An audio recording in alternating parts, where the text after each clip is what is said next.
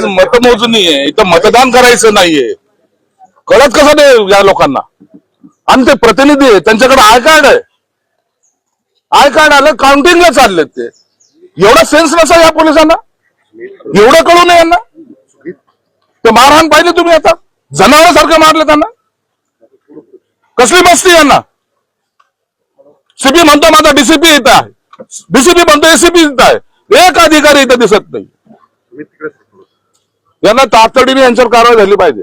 आता मी मुख्यमंत्र्यांना तर बोलणारच आहे मी आता, परंतु ह्या पद्धतीने जर मारत असतील ना, ही पोलिसांची झालेली मस्ती, ही मस्ती कुठेतरी उतरली पाहिजे.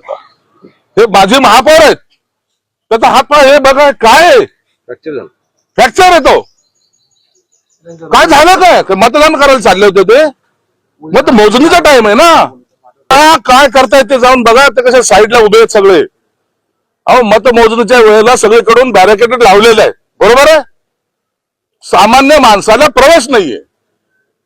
मग असं असताना जे प्रतिनिधी आहेत ज्यांच्याकडे आय कार्ड आहे, त्यांनी आतमध्ये यायला आणि त्यांना जायला तुम्हाला मज्जाव कसा करू शकता तुम्ही?